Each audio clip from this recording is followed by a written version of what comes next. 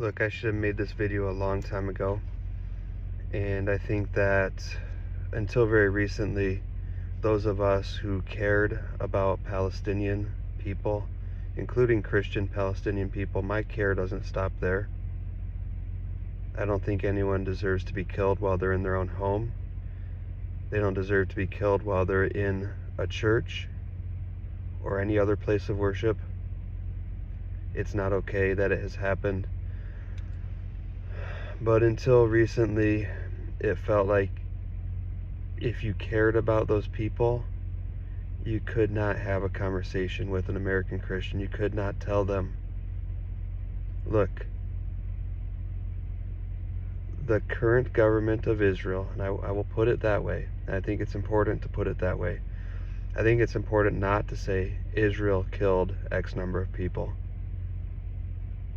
because Israel's a little bit hard to define, and certainly not every single person in Israel is guilty of killing others. If you don't know anything about the way that Israel, the government of Israel works, and the army of Israel works, every single young person, with I think limited exceptions, but basically every single capable, able-bodied young person is required to serve in the military, and they go to prison if they don't. And some don't, some refuse.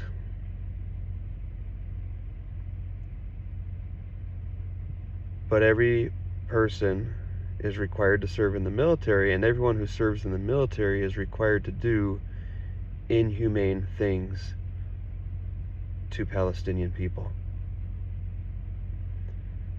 The title of this video is going to be something like, I know 18 Christians who were killed in Palestine.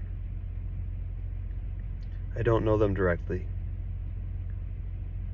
I have a friend who was a rather close friend in high school,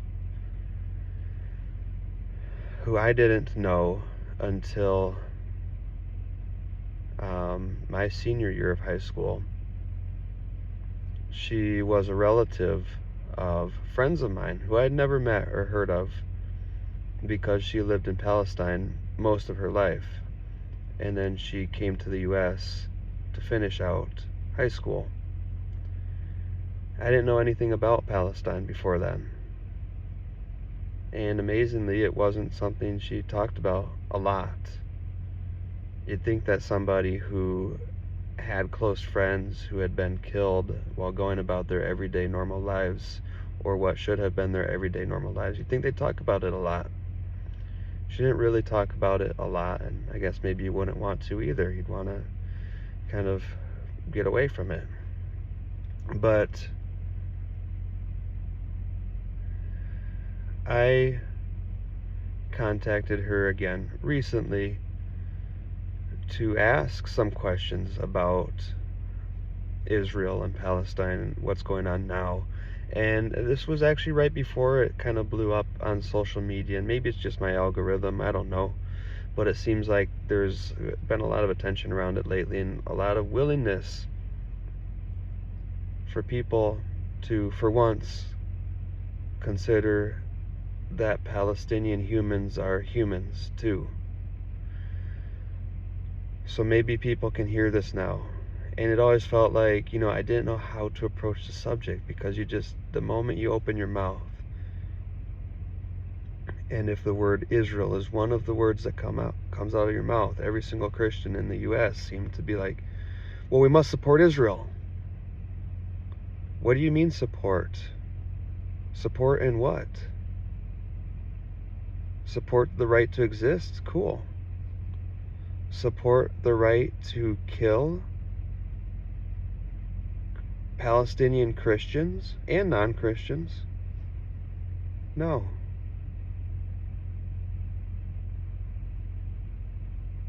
There is no call to support Israel that means that you have to agree with them killing people. And again, when I say them, I mean the government of Israel that is making these policy decisions.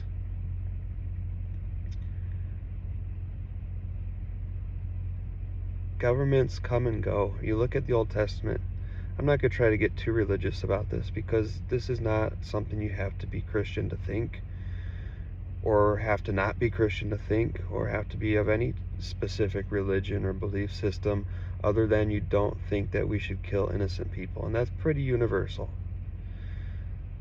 But if you want to look at the Old Testament, you can see that there's a long list of kings of Israel. And it says, I think it's in Numbers probably, and don't quote me on that, I'm not sure, it's been a long time since I read it, but it says, and this king was good, and this king was bad, and this king was okay, and this king followed the Lord, and this king didn't. There is absolutely no reason that you have to think that any specific individual king or prime minister, as the case may be now, of Israel is good. Now, a bunch of people don't want to hear about Israel. I don't want to hear about Israel or Palestine, really. The reason we're hearing about it is because people have been being killed for a long time. And we're not talking just about people who are throwing rocks at tanks, or people who are shooting rockets into Israel, which is a bad thing as well, because that kills indiscriminately innocent people. And we should acknowledge that rockets do get shot into Israel, and they do kill innocent people, and that's not okay. And yet it is a tiny number of innocent people compared to the number of innocent people who have been killed in Palestine by the administration of Israel that people think they have to support, because to not support that administration is not supporting Israel. If you are a Christian, you should be pretty familiar with the paragraphs after paragraphs of Jesus saying, beware of the false leaders, beware of false prophets, beware of people who say the right things but don't do the right things. Netanyahu is a false leader. You don't have to look too deep into it. This isn't that deep. I don't remember if I said this number already, besides alluding to it in the title. The last time that I spoke with this friend, which was fairly recently, like a couple of months ago, I asked if she had any family or relatives in Gaza, because she's not from Gaza. And she said, yes, I have friends. I have a family who I'm friends with in Gaza. They've lost 18 family members. All of them are Christians, and it doesn't matter that they were Christians. Human life is important.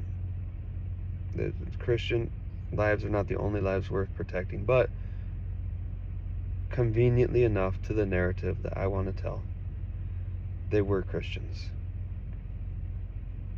Some of them, and they were killed over a period of multiple years. This isn't just like one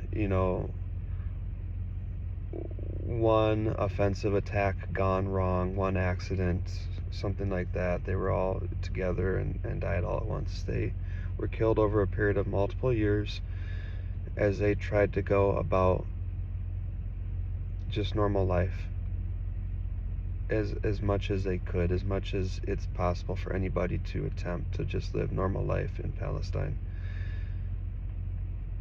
And some of them were killed in the church that, if you remember, was bombed by Israel, by the Israeli military in this last offensive. And Israel the Israeli government, right?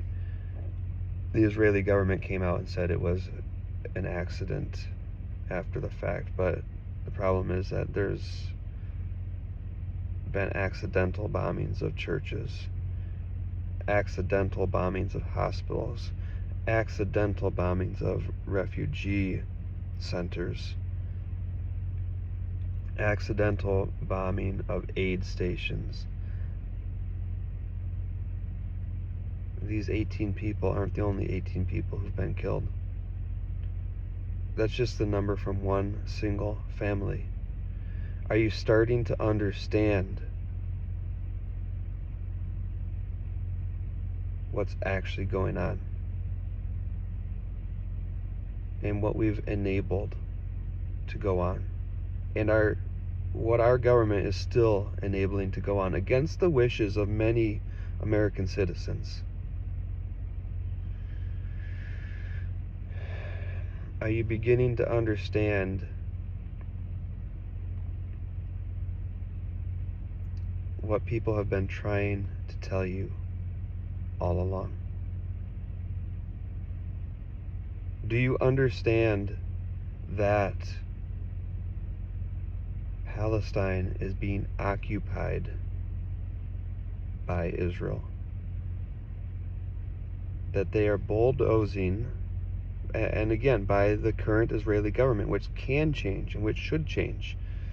But that government, under Netanyahu specifically, and this is true because Netanyahu was prime minister for a long time, there were illegal settlements being built in Palestine, in the West Bank, and the Golan Heights, for that entire time in which he was prime minister. Then he stepped down for a while, and they stopped building those.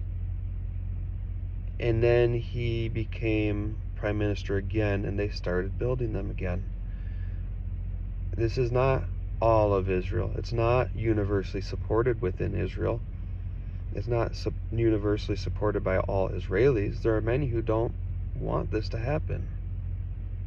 So when we say support Israel, what do you mean? You can't support every single Israeli because they, just like any other people, disagree about things. You have to decide which ones you want to support.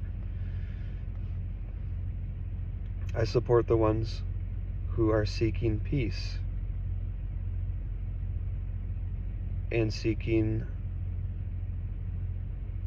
just, fair relationships with their neighbors, the Palestinians. And a lot of people don't like words like justice or fairness, because I don't really know why you wouldn't like those words. But maybe they have some sort of ring to them that sounds like only an activist would say something like that, or only a liberal, or only a snowflake or something would say things like that. Look, we all care about justice when it's your home getting bombed, right? All of a sudden we all care about things being fair if it was your house getting bulldozed so that someone else could build their house where yours used to be. And that's what's happening. That doesn't mean we should hate Jewish people. By the way, most of them aren't doing that. And the ones who are doing it because they've been enabled for decades by American Christians and American policies that have refused to believe that anything Israel or any resident or government of Israel ever does could ever possibly be bad. And that's ridiculous.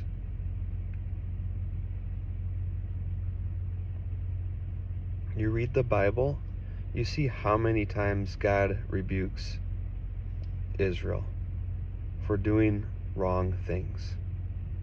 I brought that up to one of my friends who's, hardcore support Israel and everything all the time, and doesn't even understand what that means, because when you say you're supporting Israel, but what you really mean is you're supporting Netanyahu, which also really means that you are not supporting many Israelis.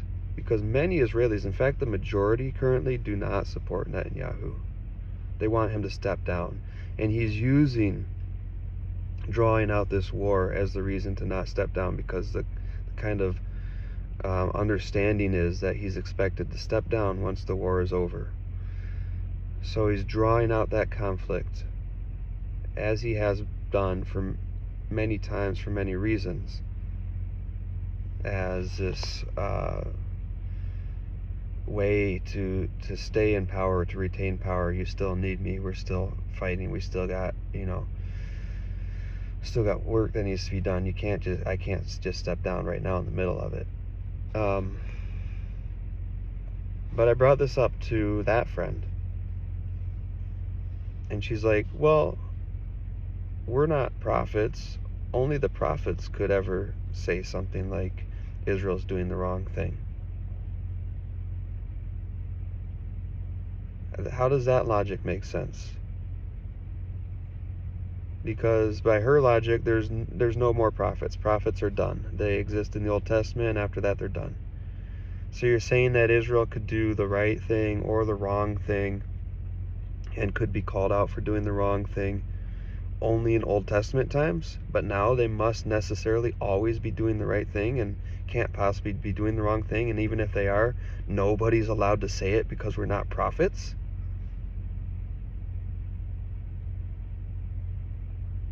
I'm sorry, some people check logic at the door whenever the word Israel comes up. And that's why the title of this video is what it is. Because if you want to check your logic at the door, you can at least make it obvious to everyone that that's what you're doing. You're saying, yeah, I'm a Christian, but I don't care that 18 Christians were killed because it was Israel that killed them, and Israel can't do anything wrong. A lot of people don't seem to care when they think it's only Muslims that live in Palestine, which is not true. It's becoming more true because most of the Christians are fleeing because of exactly this.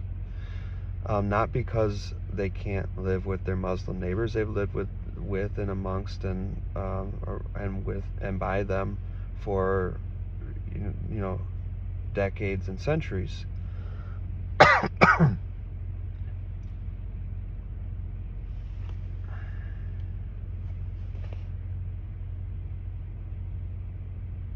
It shouldn't matter. I don't want to detract from the one thing that's going to make you care, if this for some reason is the only thing that's going to make you care. But I have to be honest, to me it doesn't matter the religion of somebody who's getting killed while they're going about their daily lives. It doesn't matter the religion of somebody whose house is being bulldozed because some foreign power said, yeah, this is ours now, we want our people to live here. In an area that is internationally recognized as not being theirs, but they're saying, yeah, we're going to just live there anyway.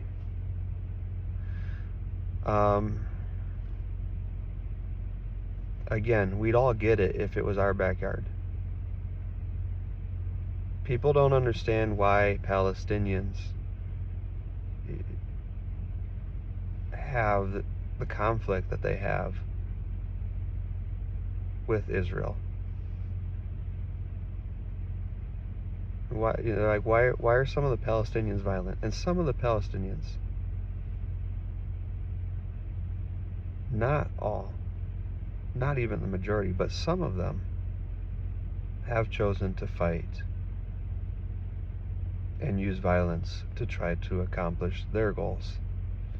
And people are saying, well, this is obviously just a violent group of people. Look,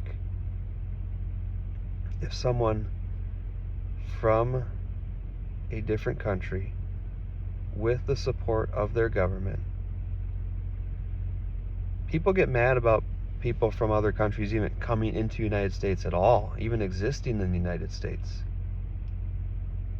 What if they did more than exist? What if they came with a bulldozer, bulldozed your home,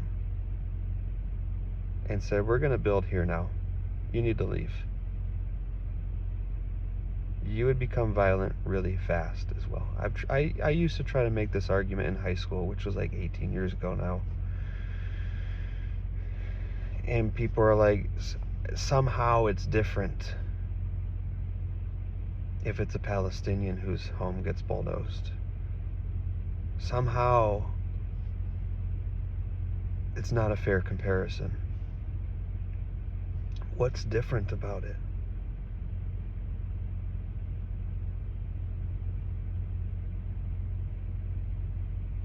If 18 people that you love and were close to, maybe were family with, were all killed by the same military over a period of years, while they weren't doing anything other than trying to go about their daily lives, you might become a violent person too. If a military from a foreign country comes onto your property and bulldozes your home and says, actually, people from my country are going to live here now because I said so, the international community doesn't agree. Nobody else thinks that this is our land or our country or our right, or that we can expand our borders. You know, imagine if this is Canada coming into Michigan and saying Canadians are going to live here now. So, sorry, like, Michigan is going to shrink a little bit. Canada's going to grow a little bit. The borders aren't that different than they used to be, so just deal with it. No one's just going to deal with it. All of a sudden, we're going to have a bunch of Americans picking up their guns and protecting their property, protecting their homes, protecting their families. But when Palestinians do it, they're called terrorists. They're called the problem. Now, is there some back and forth problem between these two groups of people? I believe there probably is. I believe that there are Palestinians who wouldn't want peace even if it was offered, and there are Israelis who wouldn't want peace even if it's offered, because they hate each other so much. There are some, but that's not the majority of people that I know. And it's hard to make this well, it goes both ways problem when one country is occupying the other, when one country is controlling the entire lives of the people in the other, which they won't even allow to be called a country. And even if you even dare to say that Palestine should be called a country, then you're somehow anti-Semitic for believing that a group of people should be able to have their own identity, and that identity should be able to be internationally recognized as legitimate. That's not anti-anything. That's not anti-Jewish. It's not anti-Semitic. It's not anti-Israel. It's just a very basic statement that you believe a separate group of people have the right to have a collective identity the way that every single other group of people that lives in a specific region or area of land with borders gets to have a specific group identity known as a country.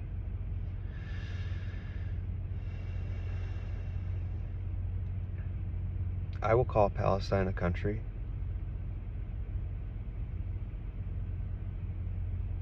I recognize their right to have a state, and I recognize Israel's right to have a state.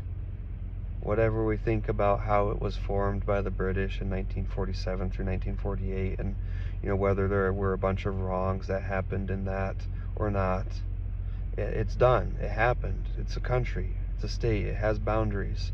It exists. It has the right to continue existing. It should continue existing, just like every other country that's been formed, whether it was 30 years ago or 50 years ago or 100 years ago or 1,000 years ago.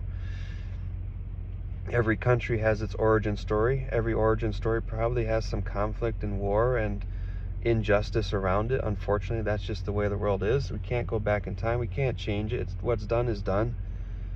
Israel has the right to exist. So does Palestine. And that's the part that this current government of Israel doesn't want us to accept. That's the part that they want to label us anti-Semites for saying out loud. And I don't think it's flying anymore. People are trying. You see the Facebook posts, and they're increasingly desperate. The one that prompted me to do this message was one where Netanyahu said he's going to commit to protecting all Christians in the region. Why'd you kill 18 of them? And that's just the ones that I know through one friend. One friend. One person. One source knows directly of 18 people that she cared about, who were Christians, who were killed by the IDF, operating under the authority of Netanyahu. And he has the audacity to say that he stands for protecting Christians in the region. Why? Because he's increasingly desperate to convince you of something that is not true and never has been true. I don't know how well I said any of this, but I think I'm going to have to leave it at that for now. Thank you for watching.